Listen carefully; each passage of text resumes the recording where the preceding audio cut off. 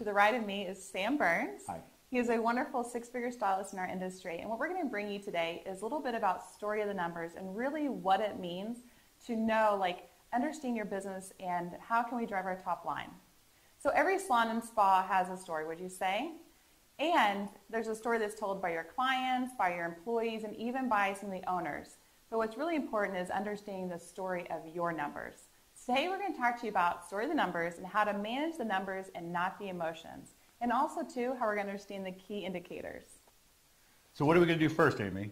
Well, first we're going to go over a couple of definitions. Okay, so Sam, stay awake over here. Okay, but it's I'm important gonna that the owners really understand these, okay? You got it? Yeah. So the first thing we're going to go over is service sales. What I mean by the service sales is your gross service sales brought in by your full team, like everybody. I got that. You got that? I got that. Okay. Then we're going to go over the retail sales, and that is your gross retail sales. That's everything I sell. Everything you sell Okay. in retail. I got that. Your client count is your total number of clients serviced. That's how many people who actually showed up whose hair Yeah. I did. Absolutely. Okay, I got that. Everybody is, though. Everybody, Not just you. mine. Everybody. Okay, I got The it. whole salon. I got it. Average service ticket. So we're going to take that total service dollars of the whole salon, Yep. or just you, Yep. divided by the client count. Okay, got it. I got it. And then your average retail, which is your total retail sales divided by the number of clients. I got it. I got it. All right, so we're going to look at the retail percentage, which is your total retail sales divided by the total service sales.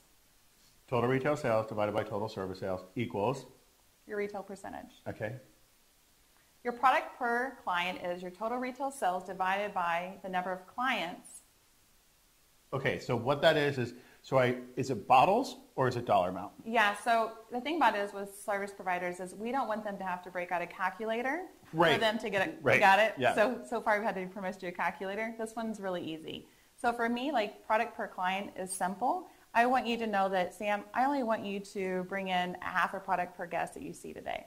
So when my next client comes in, I only have to make them buy a half a product. Yeah. So here's a half a bottle of shampoo. Right. How do I do that? Really? No, I Six-figure get it. stylist? No, I get it. I get it. So Okay. basically what you're saying is one out of every two clients has to buy a product, Pretty which much. is per half. Yeah. Okay, got it. And then your rebooks is your total number of pre-books divided by the total number of clients. Oh my gosh. So for me as a salon owner, I am not behind the chair. And I always had to kind of figure out what it is, like how do I get my team to bring in more money so I can drive my top line? Because I realize my expenses are just my expenses. But how can I create the strengths and really drive more money into my business? And this is where this really became important. I had to start really benchmarking my team, setting goals for my team, knowing where their strengths are and also where the weaknesses are, and really work with them on a one-on-one thing. And that's where this really took my business to its next level and totally skyrocketed. How did you do it? Well, first I want to say that I love that you said that you were going to send some benchmarks for how we're going to drive more business into the salon, because I love to know that I have the support from a salon owner and then I have a support from a fellow coworker to really help me reach my financial goals. As far as how did I do it, how did I become a $100,000 a year hairstylist? Right. I mean, come on. That's pretty impressive, Sam. Would you say? Like if we were to look at your average service ticket, what were some key things that you did for your average service ticket? So for me with my average service ticket was, I didn't just take my number of clients and divide it into number of services. I actually came up with a dollar amount that I needed every single guest to spend every single time.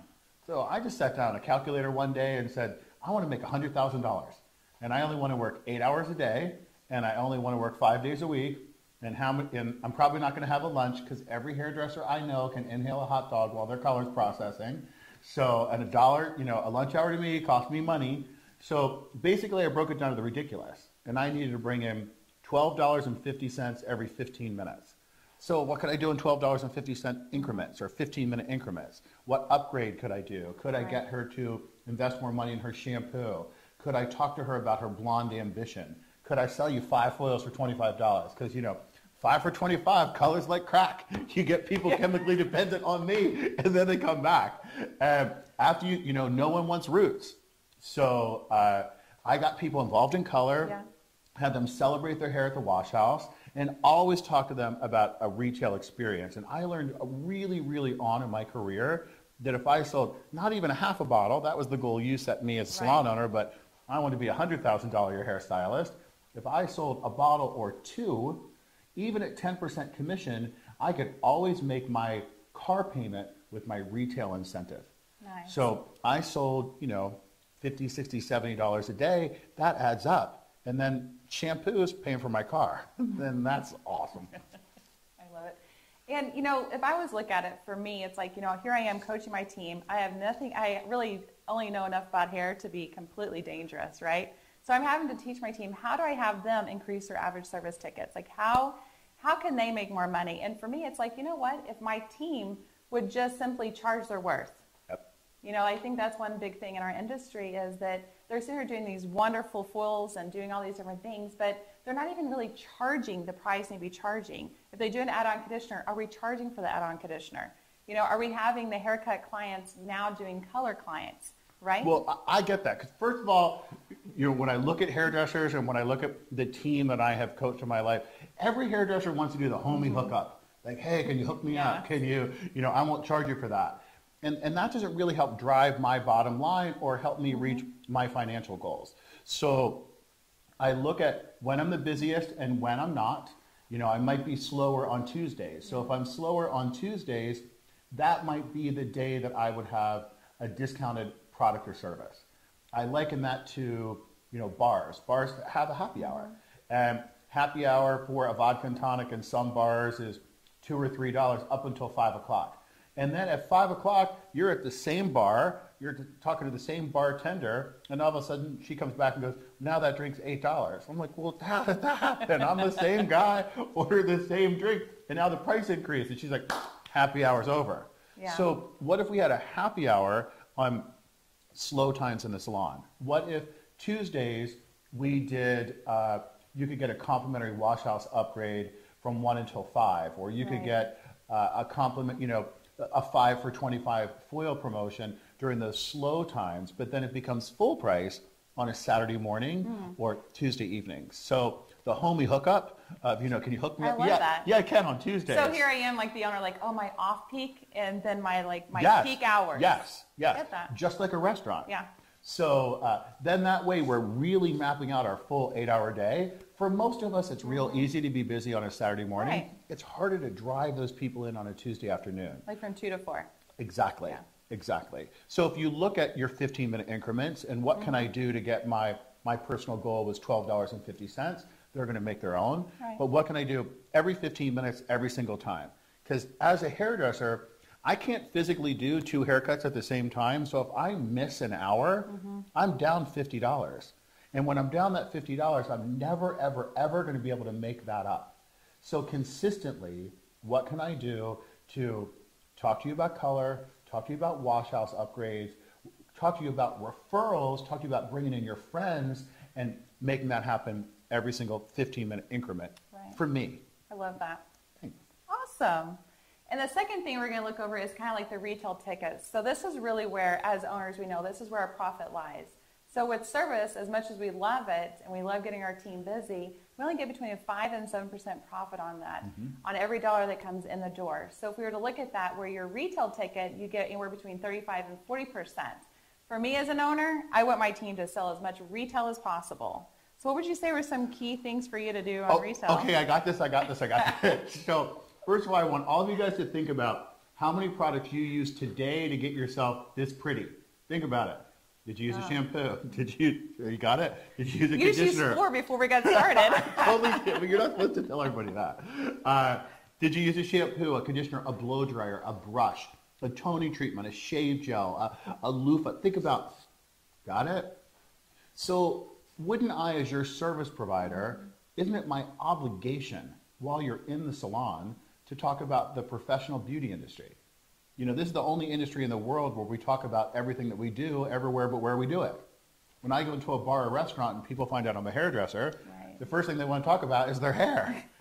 And then when they come into the salon the next day, what do they want to talk about? They want to talk about that restaurant. So, let's start talking about hair where we do it.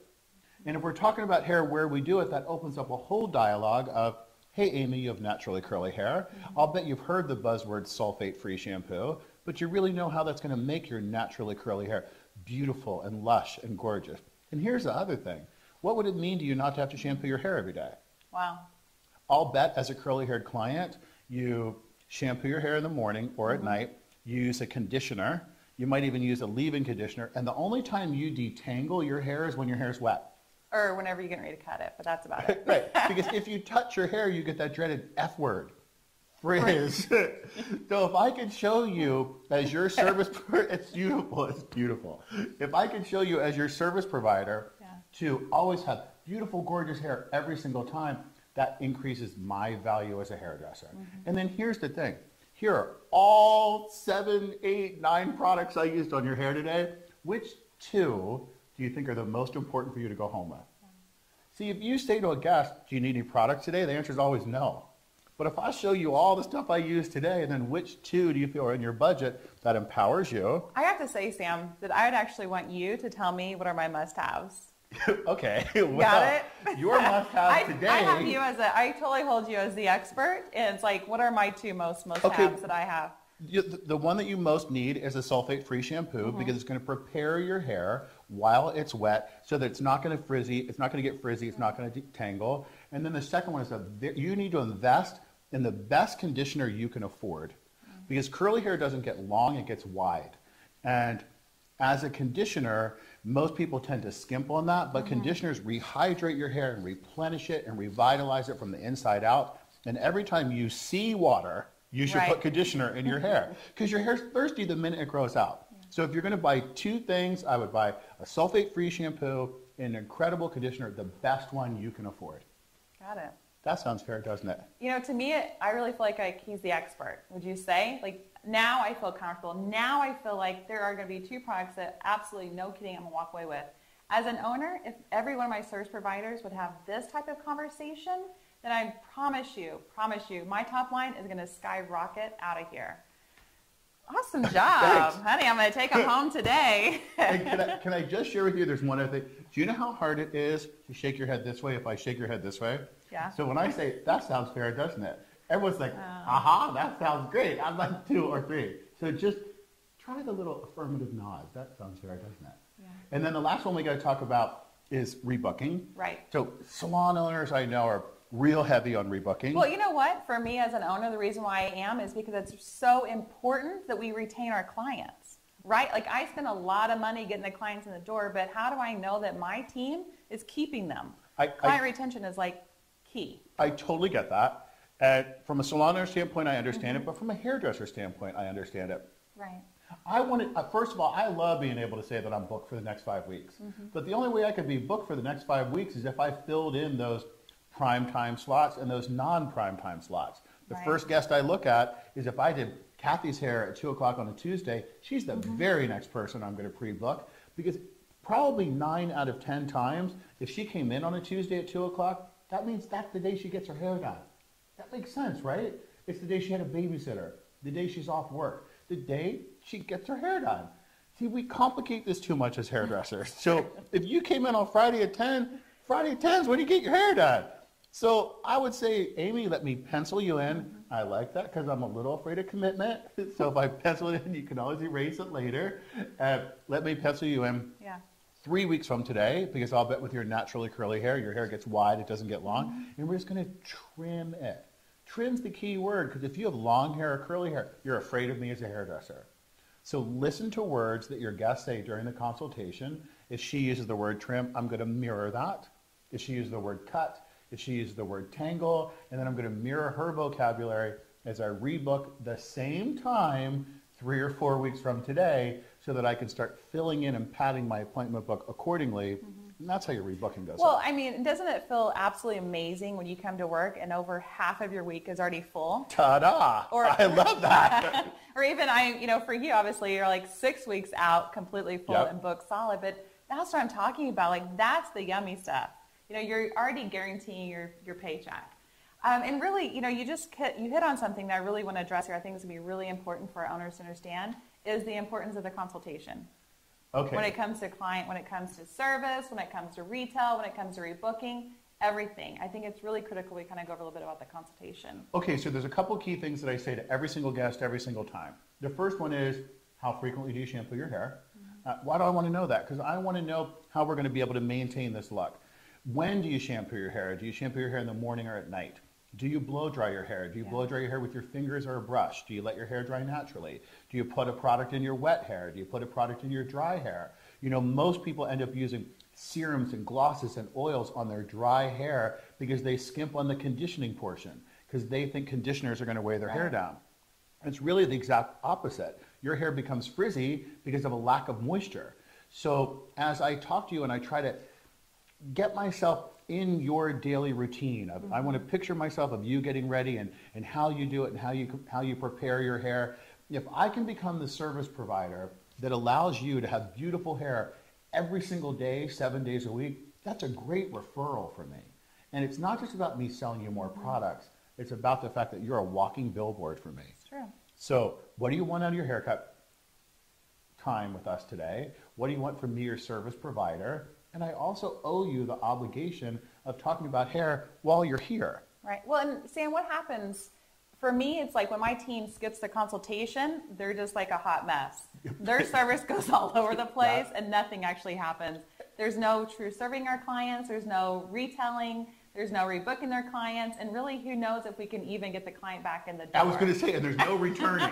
Because if you said, oh, I'm sorry to cut your bangs too short, because the whole time I'm thinking her bangs are too long, and I missed the whole portion of she was letting her bangs grow, she's not returning. She is not returning. So my grandmother used to say to me, you have 2 ears and 1 mouth. You should listen twice as much as you speak. So consultation is a big deal, and it's our way of helping release your inner beauty. So also during the consultation, I can listen to other services I could promote. I could maybe do a tour of the salon and say, here's our nail technician. You know, summer's coming. We have, for guys, it would be a foot fixing treatment as opposed to a pedicure. Oh, love that. You know, well, I don't think most guys are going to get a pedicure, but they might get a foot fixer. They might not get a manicure, but they'll get a man-I-cure it. I got a million of them. So it allows me to cross-merchandise to guys and girls. Right. It also allows me to talk to them about take home, whether it's through merchandising, whether it's through you know, a promotion that's coming up, whether it's Valentine's Day or summer's coming, or here's your summer revival pack. So when you come in during the consultation, I can explore different opportunities. But here's the key thing. If you remember nothing else, I want you to think of this. My favorite consultation question is this. What did you budget for your hair today? And then be quiet.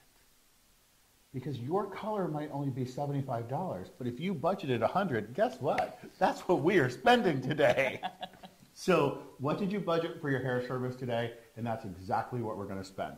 It works every single time, and it can help drive your bottom line a little bit. Now I can see why you're a 6-figure stylist, mister. I feel like he's a complete expert. Would you guys say that? It really makes a huge difference whenever you're a service provider, you know, just a full service cycle. And really, that's what it's about, driving your top line and really looking at how are you going to increase your team's numbers. So really take the time. Don't be scared to sit down with your team and talk to them about the numbers. Believe it or not, they're not scary, are they, Sam? No, they're not scary. They're not scary. Yeah. If you break it down to the ridiculous, if you can show me what I can do in 15-minute increments or 1-hour increment, I can handle it. But if I got to do da-da-da in a week, whew, sometimes I break out in a sweat. Make it extremely, extremely simple for your team and give them suggestions. You know, what worked last week? What didn't work? And what do you want to look on? Like really, what do you want your week to look like this week? You know, so you didn't hit your 2,000 mark this week or last week. It's okay. You know, we can make it up this week. And so what are you guys going to do this week to drive your service sales? And you just commit yourself. Commit to really what are you going to do and how are you going to make it happen? I think for me as an owner, and a lot of times I'm coaching owners, they don't know about how is their team going to accept understanding and goal setting. I'm going to accept it because you're going to help me drive a really cool car. No kidding. So if you sit down and we build a dream board of why are you really working here? I'm really working here so I can have a cool condo, a cool car, I can buy an engagement ring.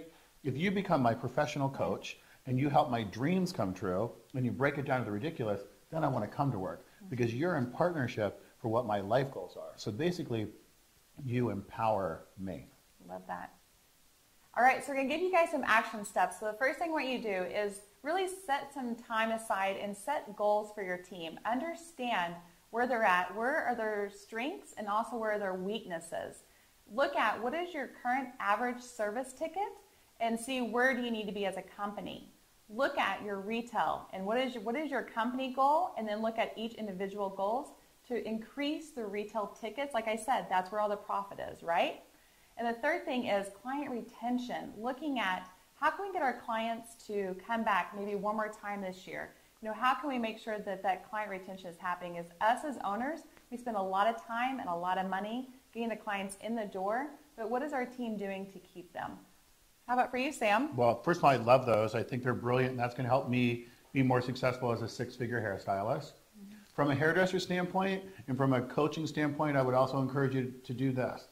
Find out how much money you want to make this week. Mm-hmm. How many hours are you going to work, whether you're going to take a lunch hour or not, and then break it down to the ridiculous. How much money do you need to bring in 15-minute increments? And then in those 15-minute increments, what can I do to increase that ticket? What did you budget for your hair today? And then finally, what can I do to increase my non-peak operating times? Mm-hmm. If I know that Kathy comes in on a Tuesday, I'm going to rebook her on a Tuesday. If not, what kind of promotions can I come up with? Yeah. Maybe I have take-home Tuesdays. Maybe I do a dad and lad promotion. But really focus on 15-minute increments every single day, every single guest, every single time. All right, well, that is Story of the Numbers. So what is your story going to be? I'm Amy. And I'm Sam, and we're looking forward to empowering you.